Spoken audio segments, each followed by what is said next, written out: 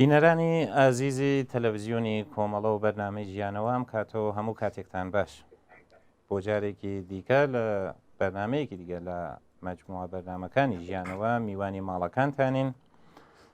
هەرو جۆرە کە ئاگادارن لە دوو بەرنمەی پێشووماندا دوو میوانی بەڕێزمان هەبوو کە پێشینەی توشبوون بە مادەی هۆشبەریان بوو و لە تەجروبیاتی و هاوڕێیانەیە ئەمە کەڵکمان وەرگرت و ئێستاش لە بەرنمەی ئەمڕۆماندا میوانداری هاوڕێ گەلاوێژ دەکەین کە لەسەر ئەو بابەتانەیە ئەو هاوڕێیانە باسییان لێوە کردووە ئەو ئامار و فەکتانە کە ئێرائەیاندا و بتانین باسەکە زۆرتر بۆتان کراوەکەینەوە و چەندین پرسیار مەترەحەکەیندا هاوڕێ گەلاوێژ هیوادارین کە تا کۆتایی بەرنمەکە هاوڕێمان بن. زۆر سپاس. هاوڕێ گەلاوێژ بەخێر بی. زۆر سپاس لە خزمەتتاندا.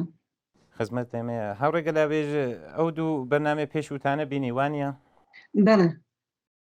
بەرنامەیەکی زۆر باش بوو، چڕوپڕ بوو باتەوەجە بۆی کە تەجروبەی تاکە کەسی ئەو دوو هاوڕێ بوو، بەڵام بە زۆر خاڵ ئاماژیان کرد کە هەر کامەی لە جێگای خۆیدا جێگای باس و لێکدانەوەیە و دەرزوەرگرتن لەو ئەزمونانەیە. زۆر باشە، زۆر سپاس. هاوڕێ گەلاوێژ یەک لەو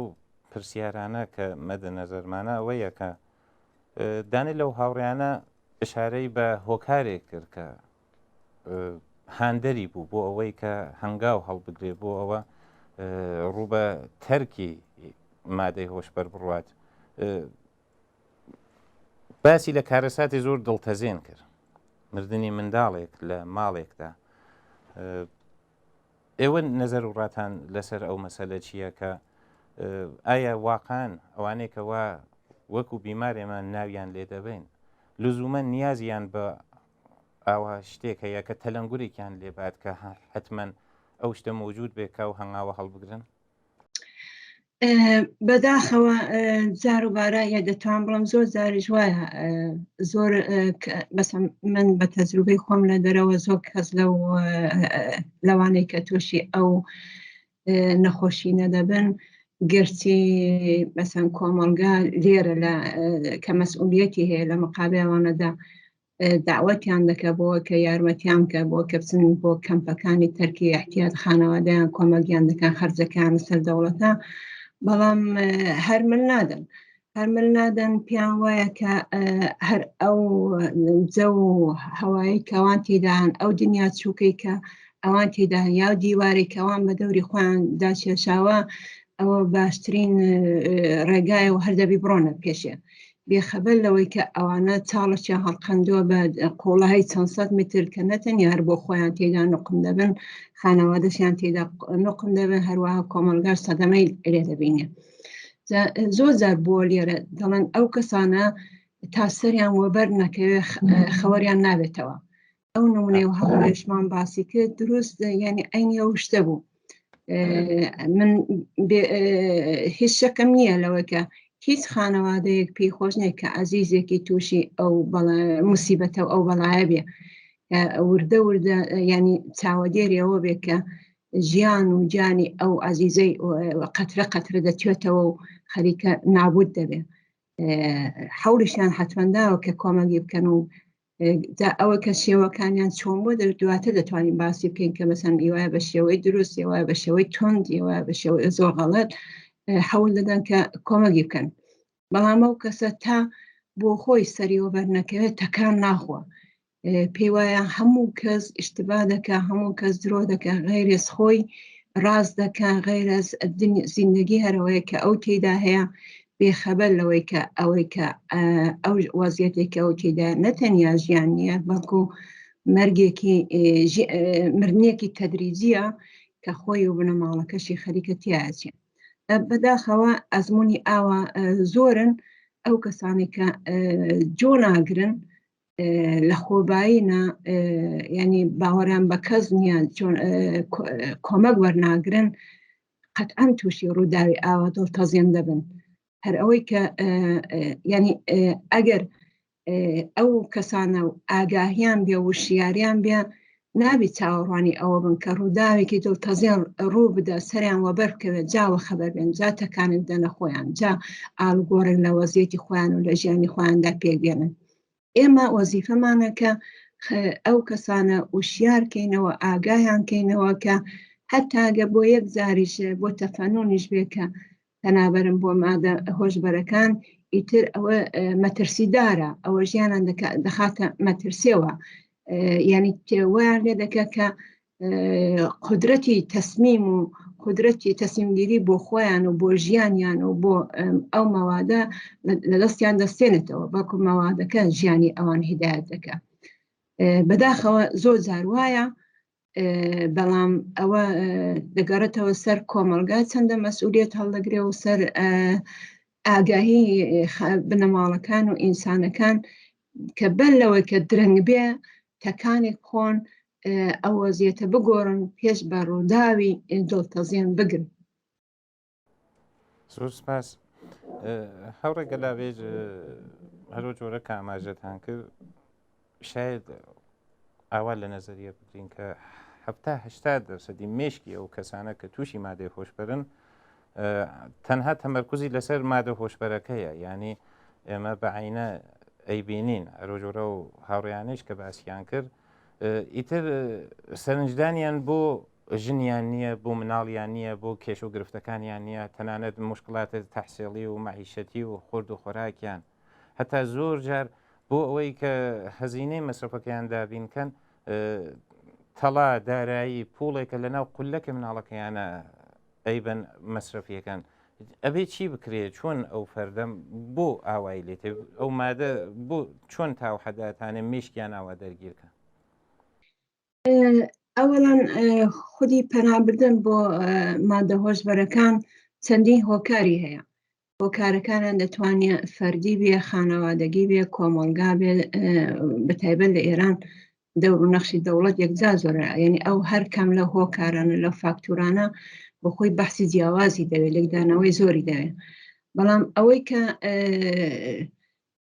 زۆربەی ئەو کەسانەی کە پەنا دەبن بۆ مادە هۆشبەرەکان قەتعەن یەکێک یا دوودانە لەو هۆکارانە دەلایلانیان هەیە، مشکلاتانیان هەیە. ئەوەش بەمانەی ئەوە نییە کە مەسەن ئەوە بۆ خۆی بەهانەیەک بێت کە حتمەن دەبێت مەوادی هۆشبەر بەکاربێن بۆەوەی کە بەسەر مشکلاتەکان ئەزاڵ بن. لە بڕای من ئەوەڵین هۆکاری ئەوەی کە سەرەڕایەوە کە دەوڵەت ئاگاهانە ئامدانە تەوزیعی مەوادی مخەدر دەکە کە خەڵک واگیر بکە و بەدبەختیان بکە بۆەوەی کە فکر لە چارە نووس و لە ئایندەی خۆیان نەکەنەوە. بەڵام ئەو کەسانە بۆ خۆیان زەحفیان تێدا هەیە، کەمبودیان هەیە، کەمبود لە چەندین بابەتەوە، لە کەمبودی محەبەتی خانەوادە، گێرە و کێشەی خانەوادە، مەسەلەی تەڵاق، مەسەلەی بێکاری، مەسەلەی فەقر، مەسەلەی گرانی، هەروەها کۆڕ و کۆمەڵێک کە مەسەڵەن ئەو دەگەڵی هاتوچۆی هەیە یا دۆستی ناباب کە داوەتی دەکە بۆی کە خەمەکانی بڕاوێنێتەوە بۆ لازەیەک شاد بێ، یعنی شادەیەکی کاذب بقەیناکە بە مژێک لەو مەسەڵەن لەو مەوادە بدە یا ئەو تۆزە هەڵمیسیە بۆی کە فەرامۆشی بکە. ئەوانە بێخەبەرنەوە واقعاً من دەتوانم بڵام ئاگاهیان نییە لەوە کە حتا یەک جار کەڵک بەگتن لە مادە هۆشبەرەکان دەتوانێت بۆ هەمیشە یعنی محتاجیان کە وابەستیان کە بەو مادە هۆشبەرانە کە ئیتر کۆنتڕۆڵیان لە دەستی خۆیان دەچێتە دەرێ ئەوە بەدەنی ئەوانە مازی ئەوانە دەستوریان پێدە کە دەبێت ئەو مەوادە پێ بگە وەگەرنا تووشی وەسواس و تووشی هەزیان و تووشی ناڕەحەتی و ئێشێکی ئازارێکی زۆر لە بەدەنیاندا دەبن. بۆ تەسکینی ئەوانە مەجبورن مادە هۆشبەرەکان تامین بکەن. مادە هۆشبەریش گەرچی لە ئێران بەتایبەت لە کوردستان هەرزانە دەوڵەت ئاگاهانە نرخی ئەوانە هێناوەتە خوارێن، بەڵام بە هەر حاڵ هەزینەیەکی هەیە. ئەمانش کە خۆیان کە کار و کاسبیان لەدەست داوە هیچێکیان نەماوە مەجبورن کە ئەو مادەیە تامین بکەن. بۆی کە تامینی ئەو مادەیە بکەن مەسرفەکەیان تامین بێ و بۆ کە بتوانن جوابی ئەو سیگناڵانی کە مەغزیان پێیان دەدە بیدەنەوە خومار بن و بەخەرت چاو ببەستن لە هەموو مشکلاتی ژیان. ئەوەڵین قوربانی ئەو کەسانە خودی ئازای نزیکی خانەوادەیە. بەڵێ ئەوەڵین کەس دایک و باب و خوشک و برا و ئەو خانەوادەی کە تێدا دەژین دزی لەوان دەکەن، یعنی شت لە ماڵ هەڵدەگرن دەبەن دەیفرۆشن بۆەوەی کە تا هەرچی دەستیان کەوێت هیچ فەرق ناکە بەوەی کە تەڵا بێ پۆڵ بێ یا وەسیلەیەک بێ بەرن بیفرۆشن. ئەوان فقط هەدەفیانەوەیە چون هەرەوە دەبین کە مەوادەکەیان تەمین بکەن. خودی ئەوە مشکلاتی زۆر دیکەی لێ دەکەوێتەوە، ئیختلاف و کێشەی خانەوادەگی لێ دەکەوێتەوە، کێشە و هەڵای لێ دەکەوێتەوە، ئەو ئیتر فاصلە دەکەوێتە بینیان، ئەو کەسە مەجبور دەبێت جاری وایە لە ماڵ دەرچی و خۆی بشارێتەوە بکەوێتە ناو کۆڕ و کۆمەڵێکە بە شێوەی حرفەی خەریکن مەواد مەصرف دەکەن. ئەو ئاگای لەوە ئەدەمی ئاگاهی وای لێ دەکا کە ئەو نەتیجەی حرەکەتەکەی ئەوە کە دزی دەکە بۆ کە مادەکەی تامیم بکە تووشی بەدبەختێک و موسیبەتێک دەبێن، نەتەنیا بۆ خۆی خانەوادەکەشی وای لێ دەکە کە ئیتر کولە ژیانیان لەبار دەبا. ئیتر متاسفانە دەتوانن بڵام سەدی 90% ئەو کەسانە ئەگە کەم نەکوت پێ تووشی جێرە و کێشە و ئیختلافی خانەوادەگی یا حتا لە بینی دۆستانیاندا دەبن. ئەوانە تەنیا بە خانەوادەکەیان بەسەندە ناکەن، دوایە کە مەسەن ئەو لە خانەوادەدا هیچ شتێکی دیکە نەما کە بەرن بیفرۆشن یا هەڵیگرن فێڵ دەکەن لە نزیکترین کەسەکانیان یا مەجبور دەبن تووشی دزی و خلافکاری بن بۆ کە ئەوە زۆر تەبیە. یەکێک لە ئەوارزی مخەربی مەوادی مخدر جیاواز لەوەی کە جسم و ڕوحی نابود دەبێ و خانەوادەکەشی وێران دەکا، بەڵکو تووشی زۆر خلافکاریشی دەکات، تووشی دزی دەکات، تووشی ئەوە دەبێت کە لەگەڵ دەستە و باندی دیکە تێکەڵ بێ بۆ کە پۆڵێکی کەمی پێدا حاضر هەموو کارێ بکە، باندێک کە بۆ خۆیان مەسەن کەسانێک شاید بۆ خۆیان مەواد مەصرفش نەکەن، بەڵام لە زافی ئەو کەسانە ئیستفادە دەکەن، مەئموریەتیان پێدەن، کاریان پێدەکەن، خلافکاریان پێدەکەن بە هەزینەیەکی کەم یا مەوادیان پێدەفرۆشن. حەت بەڵێ بەداخەوە ئەدەمی ئاگایی ئەوانەوە ئەوە کە چوونەتە ناو باتڵاقی مەصرفی مەوادی مخدر، ئەوەی کە ئەوارزی ئەو کارانی کە دەیکەن نایبینن دەبێتە هۆکارێکی گەورە سەرڕای هەموو هۆکارەکانی دیکە کە لەو باتڵاقەدا لەو موسیبەتەدا نوقم بن و ژیانی خۆیان و خانەوادەیان بخەنە مەترسیەوە. زۆر سپاس هاوڕێکە داوێژ. مەسلەیە تر کە هەیە ئەو هاوڕێیانە ئشاریان بە تەنەوع مواد کرد، ینی وەختێ دەستپێکەیان لە شتێکی سادە وەک ماری جوانە و دەستیان پێ کردووە ئەبینی دوای ماوەیەکە و ماوەکەش توولانی نییە کورتە تەرەف چووەتە سەر مادەی سەنعەتی وەکو شیشە وەکو کراک حتا تەزریقی کردە. هۆکاری چییە کە ڕۆژ بە ڕۆژ هەفتە بە هەفتە مانگ بە مانگ ئەم فەردە هەر تەمایلی زۆرترە بێتەوە، شاید قەتەن ئاگاییشی بێ کەزانێ ئەوانە خۆب خەتەرناکترن، ئەوانە کێشە و گرفتیان زۆرترە لە لەحاز قودرەتەوە زۆر جسم و ڕۆحی دەرگیرەکە، وەلی باز هەم تەمایلی هەیە، ینی مەصرفی ڕۆژ لە دوای ڕۆژ ئەڕواتە سەرەوە. هۆکاری چییە هاوڕێ گەلاوێژ ئەبێت چی بکرێت؟ ئەوەڵەن ئەو دوو هاوڕێ هەردووکیان باسییان لەوە کە وەختێک کە دەست پێ دەکەن پێیان وایە کە ئەوە تەفەنونێکە تەنەوەی کە هەر وەخت بیان هەیە دەست هەڵدەگرن بێخەبەر لەوەی کە حتا یەک جاریش مەصرفی مەواد ئەگە ماری جوانابێ یا هەشیش بێ هەر شتێکی کە مەسەن ئەوان مەوادانەی سنەتی لە زۆر جێگایان بۆ نەخۆشیش بەکاری بدێن بۆ تەسکینی دەردەکان، پێیان وایە کار وەختی بیان هەوێ دەتوانن لای نێن و دەستی لێڵگرن بێخەبەر لەوە کە حتا یەک جاریش دەتوانێت وابەستەیان کە واگیرداریان کە بە مەوادی مخدر کە ئیتر نەتوان دەستی لێڵگرن، کە ئیتر ئەوان دەبی تەسلیمی ئەو مەوادە بن کە دەبی زیاتر مەصرفکەن. بەڵێ زۆربەی هەرە زۆر یان 99% ئەو کەسانی کە مەواد مەصرف دەکەن لە مەوادهای سنەتی و ماری جوانە و هەشیش و کەنابیس و ئەوانە دەست پێ دەکەن کە دوایی ڕۆژ دەگاتە هێرۆین و شیشە و زۆر شتی لەوە خەتەرناکتریش کەیتر دەرهاتنەوەیان زۆر زەحمەتە. دلیلی ئەوەیە کە بەدەنیان عادەت دەکا، بەدەنیان ئەوەندە عادەت دەکا کە ئیتر ماریجوانە ناتوانێت حاڵیان پێبدا، ناتوانێت شادیان بکە، دەبێت دۆسی زیاتر لێ بدەن، دەبێت شتێکی قەویتر لێ بدەن. بۆیە ئەوان لە ماریجواناوە بەسەر یەکسەرە دەچن بۆ سەر هێرۆئین یا کۆکاین یا شیشە یا مەوادی دیکە کە زۆر لەوەش خەتەرناکترن، بەدەنیان نیاز پەیدا دەکەن. تۆ ئەتا لەباری پزیشکیەوە چاولێکەی کەسێک کە ئازاری نەخۆشە و ئازاری ئێش و ئازاری زۆرە موسەکین پێی دەڵێن ماوەیەک بیخۆ، چون دوایە بەدەنت عادەت دەکا ئەو موسەکینە ناتوانێت تەئسیر گوزار بێ ئێشەکانت کەم کاتەوە، دەبێت لە حەدی لازمدا مەسرف بکەیت. ئەگەر لە هەموو لە درێژ خایەندا هەموو ڕۆژێ مەسەڵەن 3-4 جار حەبێکی موسەکین بخۆی، دوایە بەدەنت مەسمومیەت پەیدا دەکا، هیچ تەئسیرێکی نییە بۆ ئێشەکە. بۆیە مەجبور دەبێت کە مەسەڵەن موسەکینی قەویتر خۆی مەسەڵەن پەنابەری بۆ مۆرفین زۆر قەویە. دروست مەوادی مخەدرش ئەینیشتە. کەسێک کە لە ماریجواناوە دەست پێ دەکا مەسەڵەن هەموو ڕۆژێ هەفتەی جارێکیش بێ، دوایە دەبێتە هەفتەی 2 جار 3 جار، ئەوجا دەبێتە هەموو ڕۆژێ، ئەوجا دوای هەموو ڕۆژێ دەبێتە ڕۆژێ چەند جار، دەبێت ئەوجا حرفەی لێدێ. وەختی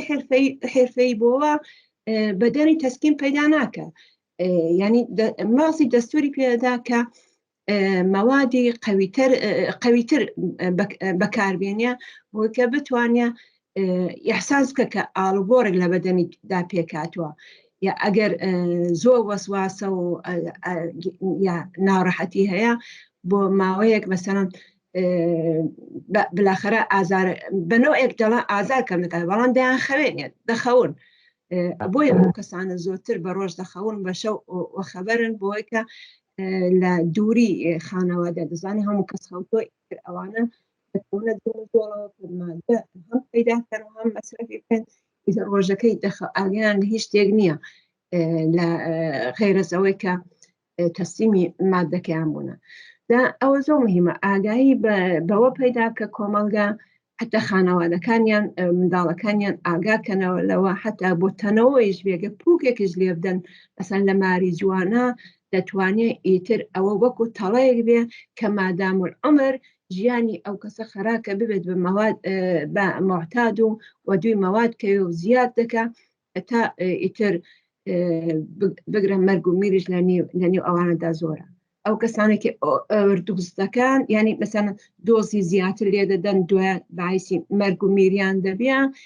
ئەوەیە کەیتر هیچ کۆنتڕۆڵێکیان بەسەر ژیان و مەوادەکەدا نەماوە، وەکو مەوادەکەیە تەسلیم بۆ ئەوان دەگرێت کە چەندە مەسرفکەن، چی بکەن و چۆن مەسرفکەن و ئاگیان لە هیچ شتێک نییە، کۆنتڕۆڵی ژیانە هیچ شتێکیان بەدەست خۆیان نییە، وەکو مەواد ئەوان ینی هیدایەت دەکا نەهایەتەنیش بەرەو مەرگ و نابودیان دەبێت. سپاس زۆر سپاس. هاوڕێک گەلاوێژ یەکتر لەو مەسائلە کە ئشارەیان پێکرد بەربڵاوی ئەو مەسەلەیە، بۆ نمونە مەسەڵەن لە بەحسم ماریجوانە زۆر کەسمان هەیە لە ماڵەوە کشتیەکە بەشکەڵ گوڵدانی لە ژێر زەمینە بە نور ئەم لامپە مەهتابی و نوشتە شێوەیە بخصوصیان هەیە گوڵ پەروەردەکەن، پیاڵێن گوڵ، ینی ڕشتی عەجیبی هەیە بەتایبەت لە ناو کچانە. ینی یەک لەو هاوڕێیانە ئشارەی بەوە کرد، وتی من کاتێکە حتا چوومە سوراخ مادێ وەکو شیشە وایان ئلقا کردو پێم کە ئەگە شیشە بکێشی بەدەست مەسەڵەن تریاک یا شیرە یا مورفین و هێروین و شتە و نەجات پێیاکەی، وەلێ کە دەستی پێکرد ڕوبە خراپتر بوون چوو، یعنی وابەستگیەکەی بە هەردوو لە ئەزافە بوو. هۆکار چییە کە ئەوە کەیتریش نەیتوانێت بینێتە لاوە بەدانێتریش مبتەلا بووە؟ وایە ئەوەڵەن ئەو کەسانێک کە مادە هۆشبەرەکان دەفرۆشن و بڵاوی دەکەنەوە، یەکێک لە تەبلیغاتەکانیان ئەوەیە کە دەڵێ ئەمە وابەستەت ناکە، معتاد ناکە، هەر وەختێ بتەوێ دەتوانی تەرکی بکەی. هەموویان یعنی بەبێ ئیستثنا لە هەموو دنیا ئەو تەبلیغاتە دەکەن. و کەسێکیش کە بەخە تووشی ئەو بەڵایە بووە بەدەنی احتیاجی پێیتی ئەیدەڵە ئەی چ باشتر کە مەسەن با ئەوە جێگوزینی ئەوە بکەم ینی ئەوە فریوکاریە بۆەوە کە ئەو کەسانی کە مادەی هۆشبەر تۆلید دەکەن و تۆزیعی دەکەن و دەیفرۆشن بۆەوەی کە ئەوە سوودی خۆیان بەدەست بێنن و قوربانی هەرچی زیاتر پەیدا بکەن بۆ ئەو کە کاڵەکەیان بفرۆشن. ئەوە زۆر مەسەلەیەکی گرنگە کە کۆمەڵگا بەگشتی لەوە ئاگادار بێ کە هیچ مادەیەکی هۆشبەر نییە کە بتوانی بەراحەتی دەستی لێ هەڵبگرین. مثلا هیچ مادەی شیشە ناتوانێت مثلا لە هێرۆین و لەوی دیکە باشتر بەڵکو زۆرش خەراترە. یعنی هەر کامێکیان ئەگە تۆ بێ هەموو ئەو مەوادانە تاریخچەی ئەوانە و ئەوارز و تاسیراتی ئەوانە لەسەر جسمی ئینسان، لەسەر ڕوحی ئینسان، لەسەر ڕەوانی ئینسان جیا بخێنەوە دەبینی کە هەمووی ئەوانە یعنی خاصیەتێکی مشترەکیان هەیە. یەک خودی مەصرف کننده پێی محتاج دەبێ وابەستە دەبێت. دوو هەمووی ئەوانە ئەوارزی منفی جسمی و ڕوحی و ڕەوانیان هەیە لە باری ئیجتیماعیەوە خانەوادەگەیشتەوە هەمووی ئەوانە ماڵوێرانکەرن. ئەگەر ئاگابن بە ئەوە ئیتر فریوی فروشەندەیەک و دەڵاڵێک و باندێک ناخۆن کە پێیان وایە شتێکی تازەیان کەشف کردو کە ئەوە دەتوانێت جێگوزینی بێ. بەڵێ دروست ئەوەیان دەوێت کە ئەو کەسانێک کە مەسەن ماری جوانان مەصرف دەکەن باشتر وایە کە بۆکە بازارێکی گەورەتر و وەسیعتر بکەنەوە پۆلی زۆرتر بخەنە جیرفانیان دەبێت قوربانی زۆرتر پەیدا بکەن. بۆیە ئەو تەبلیغاتە دەکەن. ئەوە ئاگاهی زۆر مهمە. یعنی ئاگاهی ڕەمزی بەرپەرزدانەوەی پەرەپێدانی مادە هۆشبەرەکانە و هەروەها نەجاتی ئینسانەکانە لەو بەڵایەدا. بەڵێ ماری جوانە لە زۆرێک لە دنیا مثلا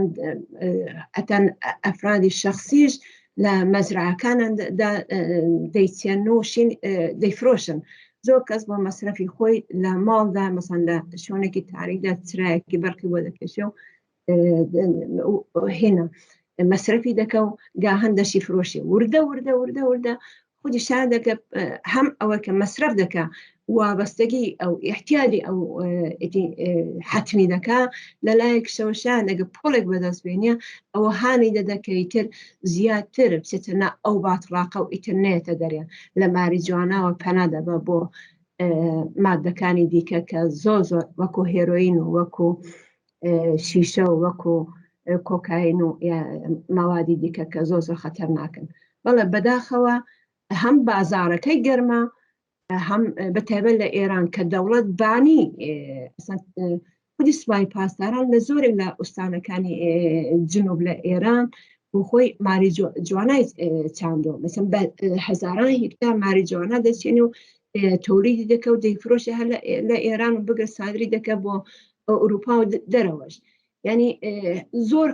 ئەو فاکتورانە لەسەرەوەڕە تا خوارەوە دەستیان داوەتە یەک کەیتە سەر لێ شێواوی بۆ کۆمەلگا پێک بێنن بۆ کەس عزیزانە پێک بێنن و بۆیە ئەوە زۆر مهمە کە ئەو هەم خانەوادەکان هەم مەدرسەکان هەم کۆمەلگا هەم ئەو کەسانە ئاگایی پێدا بکەن لەسەر ئەوارزی دانە بەدانەی ئەو ماوادانە کە دەتوانێت کوشەندە و ماڵوێران کرد. زۆر سپاس هاوڕێکە لاوێژ. پرسیار بعدیمەوەیە هاوڕێگە لاوێژ ئاماژەتان بە نوکتەیە زۆر جوان کرد ئەویش نەقش کۆمەڵگایە لە بەرپەرشدانەوەی هەوڵەکانی ئەوانەی کەوا فرۆشەندن ئەوانەی کە بازرگانی بە مادە هۆشبەرەکەن بە تەبلیغاتێکیکەن بۆ نمونە مەسەن شارێ وەکو سەردەشت لە مێژوودا سەردەشت هەمیشە بە نەو عیلانکێ شۆڕش بووە هەمیشە پڕ بووە لە لاوی شۆڕشگێر دژ بە دەسەڵاتەکان بەڵام ئیسە بووەتە ناوەندی بەرهەمهێنانی شیشە لە زۆربەی ئوستانەکانی جنوبی ئێران و بگرێت هەتا ئوستانە شماڵیەکانیش دێن بۆ سەردەشت بۆ کڕێنی شیشە تەنانەت لەوێ و سادر بە تورکیا و ئوروپا کردێ ئاوا ناوەندێکی لە دەرەخۆ شارۆچکەیەکە شارێکی گەورە نییە شارێ بچووکە یان لە کرماشان و لۆڕستانە هاتوون لە بین دارمیوەکانە پەریان پێدا مەسەڵەن خەشخاشێکیاڵێن لە کنار چۆمی سەیمەرە لە ئیلامە بە تەرزێ بێنە هایت گوستەردە ینی بربڵاو خەشخاشیان کشت کردووە و لەوێ و بەرهەمی ئێنن و تەنانەت بۆ ناوچەکانی باشووری عێراقیش دەینێرن. نەخش کۆمەلگا بۆ ڕوبەڕووبوونەوە لەگەڵ ئەو بابەتە چییە؟ دیسانەکانە نەخشی کۆمەلگا ئەوەی کە ئەگەر کۆمەلگا ئاگاهی هەبێکم بەسەر ئەو کارەساتە کە دەوڵەت بانیتی و لە پشتیتی ساوکە کارخانەیەکی تۆلیدی شیشە لە سەردەست دامەزراوە بە بڕوای من ئەوە کاری دەوڵەتە. شاید کەسێکی بووم خەڵکی سەردەست بێ کە ئەو کارخانەی لێدا بێ بەڵام پشتیوانەی دەوڵەت بە تایبەت سوپای پاسدارانی لە پشتە و هەروەها بۆیە لە کوردستانی زۆر هەرزانە بۆ کە ئاگاهانە خەڵکێکی زۆر محتاتکەن و دووریان کەنەوە لە مبارزە. بۆیە لێرەدا ئەدی دووبارە ئاگاهی و تەشەکولی ناو خەڵکە کە ئەوانە بایکۆتکەن کە کارێکی وا نەبن بە مشتری ئەوانە بایکۆتیان کەن کە ئەوانە بازاریان گەرمە بۆیە دەتوانن باخەرە پۆڵێکی زۆر لێبدەن و خەڵکێکی زۆر بەدبەخت بکەن. بایکۆتی ئەوانە ئیفشاگەری لەسەر ئەوانە بیناسیێن بە خەڵک ئەگەر هەتا بە خۆڕایش ینی هەر بە مەجانیش شیشە بڵاوکەنەوە لیان وەرنەگرن و هەروە مبارزە بکەن لە عەلیان بڵێن ئێوە ینی کەسانێکن کە جنایەتکارن خەریکن ژیانی جوانەکانمان وێران دەکەن خەریکن گیانیان دەگرن ینی بەنۆعێک ئیعدامی سپیان دەکەن دەیان کوژن ئەوە هیچ فەرقی نیە لەگەڵ کەسێک لە زیندانە سەرکوت دەکرێت لە جێ شکنجەدا دەیکوژن یا ئیعدامی دەکەن. ئەوەش ئیعدامێکی تەدریجیە خەڵکەگە ئاوا چاو لەوە بکەم بە ئەلەی ئەوانە هەستێتەوە ڕسوایان بکەن ئێفشایان بکەن و جوانەکان ئاوشیارکەنەوە کە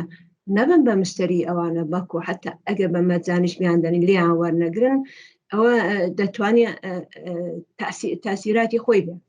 بەڵێ کوتمان چۆن مشکلی مەسەلەی مەوادی مخدر لە ئێراندا مشکلی احتیاط بانی ئەسلەکەی ینی هۆی ئەسلەکەی هۆکاری ئەسلەکەی خودی دەوڵەتە بۆیە بۆ بربەرەکانی لەگەڵ ئەو موسیبەتە خەباتێکی جەماوەری دەوێت بە تاکە فەردی ناتوانی تۆ لە بەرابەر ئەو بەڵا وەسیعەدا کە لە تاو ئێراندا غەوغا دەکا بەرەو ڕووبیەوە گەرچی دەور و نەخشی تاکە کەس و خانەوادەش بۆی هەیە و دەتوانێت تاسی گوزار بێ بەڵام ئەوە بە خەباتێکی جەماوەری بە ڕێکخراوەیەکی سەراسەری دەتوانین ئێمە سیاسەتە چەپەڵەکانی دەوڵەتی کۆماری ئیسلامی و ئەو شوێنانەی کە مەواد تۆلید دەکەن و یا دەیچێنن بەخەرە تاسیراتیان کەم بکەینەوە. من لەسەرەوە باوەڕەشم کە واقعاً لە بەینبرنی تەواو موسیبەتەکان و بەڵاکانی کۆمەلگا گرێ دراوە تەنیا بە ڕوخانی کۆماری ئیسلامی. ئەوەش دووبارە وشیاری و ئاگایی خەڵکی پێویستە پێکێنانی ڕێکخراوەهای سەراسەری پێویستە یەکگرتووی و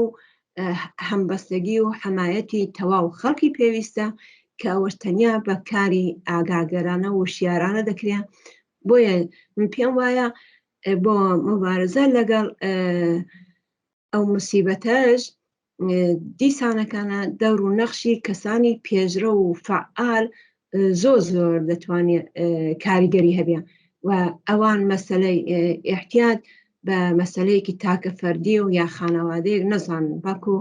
بە معزەلی کولی کۆمەلگای بزانن و کولی کۆمەلگا دەبی قۆڵی لێ هەڵکە و سیاسەتەکانی دەوڵەت خۆنسا کاتەوە و بەخرە بۆ بەدیهێنانی ئامانجەکانیان خەباتێکی سەرتاسەری و یەکگرتویانە بکەن بۆکە بتوانن لە هەموو بارێکدا پاشەکشە بە دەوڵەتکەن یا دەوڵەتە بڕوخێن ژیانێکی دنیایەکی ئاسوودە و گیانێکی شیاوی ئینسان لە کۆمەلگادا دامەزرێن. زۆر سپاس هاوڕێ گەلاوێژ یەک لەو بابەتانە کە بۆ جارێکی تر نیشان دەهەندەی دەور و نەقشی کۆماری ئیسلامیە لەم قەزیە یەک لەو هاوڕێیانە ئشارەی بەوە کرد کە چوینە سوراغە ڕێشەکان عنوانی کردوتی چون ئێمە لە بنەماڵەمانە پێشینەمان هەبووە لە بوارە ئەوەی کە چالاکی سیاسیمان هەبووە دژ بە دەسەڵات بووینەوەمانە ئەوەی ئەگەیان کە ڕژیم زۆر ئاگاهانە وشیارانە ئەڕواتە سوراغ ئەو بنەماڵانە و کە کەسیان شۆڕشگێر بووە کەسیان زیندانی سیاسی بووە کەسیان لە دەرەوەی وڵاتە ارتباتێکیان هەیە پەیوەندیکیان هەیە یا چالاکیەکی کرێکاری و مەدەنیان سیاسیان هەیە لەسەر کۆمەلگا ئەڕواتە سۆراغی ئەوانە و بەتایبەت ئەیەوێ زۆرتر ئەوان تووشی ئەم کێشە و گرفتەکە ئێوە ڕاتان چیە لەسەر ئەم بابەتە؟ دقیقاً وایە ئەگەر چاو لە ئەخبار و گزارشەکانی زیندانەکانی ئێران بکەین زۆربەی و کەسانی کە زیندانی سیاسین و دەوڵەت لێیان دەترسێ و خەباتجێڕن و لە نێو خەڵکدا دەور و نەخشیان هەیە و پشتیوانی خەڵکیان لە پشتە زۆر کار لەسەرەوانە دەکە کە ئەوانە بباتە بەندهای کە کەسانی خلافکار و قاتڵ و کە مەوادی مخدر لەوێ بە وفور پەیدا دەبێت ئەوەی کە محتادیان کە و بە دووریان کاتەوە لە سیاست چون دەوڵەت لە ئاگایی ئینسانەکان دەترسێت لە ئینسانە شۆڕژێرەکان دەترسێ دەزانێت ئەو ئینسانە شۆڕژێرانە دەتوانن خەتەرناک بن بۆ مەترسیدارن بۆ دەوڵەتە چون لە ئەسەر کاری ئاگاگەرانەی ئەوانە خەڵگەگە وشیار بێ و دەستکە بە خەباتێکی سەرتاسەری ئەو دەوڵەتە کاری تەواو هەڵ دەپێچرێ بۆیە دروست کار لەسەر ئەو کەسانە دەکە کە سیاسین ئەو کەسانێکە خۆش نییەون ئەو کەسانێک کە لەنێو خەڵکدا تەسیریان هەیە ئەو کەسانێک کە قودرەتی پێکەنانی ڕێکخراوە و هەروەها ڕەهبەری ئێعترازات و مبارزاتیان هەیە بە کولی خانەوادەکەیانەوە ئەوە شتێکی ئاشکرایە و شاراوە نییە بۆیە ئەوە واقعیەتی هەیە لێرەدا دووبارە وشیاری خەڵک دەبێت ئەو سیاسەتەش خۆنساکاتەوە ئەو کەسانی کە سیاسین بگرە زۆر جار لە کوچە و خیابانەکان ئەوان بەسەن فروشەندەکانێک کە عاملی دەوڵەتن دعوەتیان دەکەن بۆ مەحفەلهایەکە وەرن لەو مەحفەلە دانیشین مەسەن هەروە مەجانی مەوادیان پێدە و تا واگیردار دەبن ئەگە واگیردار بوون تازای تر ئەو کەسێک کە توش بووە دەوێت بۆ خۆی مەوادەکە تهیە بکە و بیشی کرد ئەوە سیاسەتێکی چەپەڵی کۆماری ئیسلامی بەتایبەت سوپای پاسداران لە ئێران بەتایبەت لە کوردستان گۆشارێکە سە خانەوادە سیاسیەکان کە ئەوەڵ داوەتیان دەکەن بە کۆڕ و کۆمەڵهایە کە ینی دەوڵەت دەستی هەیە دەوێدا ئەوە زۆر مهمە کە ئاگا بن بەسەرەوە کەسێک کە داوەتی دەکە بە مەسەن بە شادێکی لەحزەیی بزانە ئەوە نە دۆستە نە ڕەفیقە باکو دوژمنی چینایەتی تۆیە دوژمنێکە کە بە مەرگی تۆ خۆشحاڵە دوژمنێکە کە نایهەوێت تۆ ژیان بکەیت نایهەوێت تۆ ژیانێکی ئاسایی هەبێ و ئایندەی خۆت مەسەن تاعین بکەیت بۆیە دەیهەوێت ژیانی تۆ خراپکە ئاگایی خەڵک بەسەر ئەو مەسەلەیەدا دەتوانێت تا ئەندازەیەکی زۆر ئەو سیاسەتی دەوڵەت پەرس بداتەوە و هەروەها نێڵن دەوڵەت لەو بابەتەوە موفق بێ بەداخەوە ئێمە ئەو کاناڵەمانداناوە بۆەوەی کە بتوانین تەسیرمان بێت لە حەدی توانایی خۆماندا خەڵک ئاگا بێتەوە بەسەر سیاسەتەکانی دەوڵەت و مەوادی مخدر بناسێ و ئەوارز و موسیبەتەکانی ئەو بەڵایە بزانێ و هەروە شگێردەکانی دەوڵەتش بناسێ کە توش نەبن یعنی ئەتاگە ڕەفیقی قەدیمیشت بێ مەسەرەن دەوڵەت دەتوانێت لەوانەش ئیستیفادە بکە مەسەن پۆڵێکی پێ بدە یا ئیمتیازێکی پێ بدە بڵێ کارێکی ئاوا پێدە گە بێکار بێ ئیمتیازێکی پێدە بەڵ ئەو ڕەفیقە داوەت کە بۆ ئەو کارە ئەو کەسێکە خۆش نییە و ئەو کەسێکە لە خانەوادەیەکی سیاسیدا هەیە دەوڵەت لێ دەترسێ ئەو خانەوادە سیاسیانە ئەو کەسە سیاسیانە ئاگا بن بەسەرەوە کە تووشی ئەو داوای کە کۆماری ئیسلامی بە پانایی کوردستان بۆی داناونەتەوە تێنەکەون. ئەوە زۆر مهمە. تەنیا ئاگاهی و هەروەها یەکگرتووی دەتوانێت سیاسەتەکانی دەوڵەت خۆزاکات. زۆر سپاس هاوڕێک گەلاوێژ. بەداخەوە کاتی بەرنامەکەمان زۆر کورتە. من پرسیارێترم نییە، پرسیارەکان دانین میوانمانەوێت لە هەفتەیە داهاتووە بەیەک و بەشداریەکەین و پرسیاری لەکەین. ئەگەر جنابەت بۆ تەکمیلی بابەتەکان و شتێک هەیە کە پێت باشە کە باسیکەی لە خزمەت دەهێن و سپاس گوزارت. من تەنیا یەک شت یاداوەری دەکەمەوە کە توشبن بە موسیبەتی مەوادی مخدر هۆکارەکانی زۆرن، دەتوانێت فەردی بێ، خانەوادەگی بێ، کۆمەڵگا بێ و دەوڵەت بێ. ئێمە پێویستە کە ئەو هەمووی ئەو هۆکارانە بناسیین و ئاگاهانە ئەو مشکلاتە و فاکتورانی کە بوونەتە هۆی ئیحتیاج مبارزەیان لەگەڵ کەمیکەینەوە و ئەو کەسانی ئەزیزانی کە تووشی ئەو بەڵایەش بوونە خراپیەکەی لە ناوچاوانی بە خودی خراپی دایک و باب و یا خوشک و بران نەبینن، بەکو زۆر وەسیەتر چاوی لێ بکەن کە هیچ کەسێک پێخۆش نییە ئەزیزەکەی تووشی ئەو بەدبەختیە بێ و خانەوادەکانیش بە دڵ ئاوەڵایەوە یان دووری بکەن لە کشمەکێش و ئیختلاف و شەڕ و کێشە، بەڵکو بە تەحملێکی زیاترەوە بتوانن دەستی ئەزیزەکانیان بگرن و هەروەها کۆمەڵگاش یارمەتیان بکە بۆەوەی کە ئێمە بتوانین بەخەرە ژیانی ئەزیزەکانمان نەجات بدەین لە وەزیەتە و هەروەها سیاسەتەکانی دەوڵەت بەرپەرز بدەینەوە. ئەوە خەباتێکی شێرگیر و بە تەحمل و درێژخایەن و هاوکاری هەموو لایەکی پێویستە، بەتایبەت ئەو کەسێک کە بۆ خۆی تووشی مەوادی مخدر بووە دەبێ هەنگاو هەڵبنە باوەڕکە بە خانەوادەکەی بە دەوروبەرەکەی داوای یارمەتی بکەن، نەترسێنەوە کە داوای یارمەتی بکەن، حتمما یارمەتیشتان دەدەن لە دەتوانن کۆمەکتان بکەن. ئەگە ئێمە ئاوا دەست بکەین دەتوانین ئەو ئارەزوانەی کە هەمووی ئێوە حەقی خۆتانە، شادی حەقی ئێوەیە، ژیانێکی ئاسوودە حەقی ئێوەیە، کار حەقی ئێوەیە، بتوانین بەیەکەوە خەباتی بۆکەین و بانی ئەسنەکەی کە کۆماری ئیسلامیە بڕوخێ و دنیایەکی ئاسوودە بەدی بێنین بۆ هەموو لایەک. بە هیوایە و ڕۆژە و هاوڕێ گەلاوەی زۆر سپاس و لەکەین بۆ بەشداریت لە بەرنامەیەم هەفتەمانە. زۆر سپاس بۆ ئێوەش سەرکەوتوو. سپاس لەکەم ئێوە شەروەها سەرکەوتوون. بینەرانی خۆشەویستی بەنامەی ژیانەوە تەلەڤیزیۆنی کۆمەڵە، بەنامەی ئەم هەفتەمانیش پێشکەش بە حوزوری محتەرەمتان کرد. تا بەنامەیەکی دیکە و هەفتەی داهاتوو هەر خۆش و هەر شاد و سەرکەوتوو بن.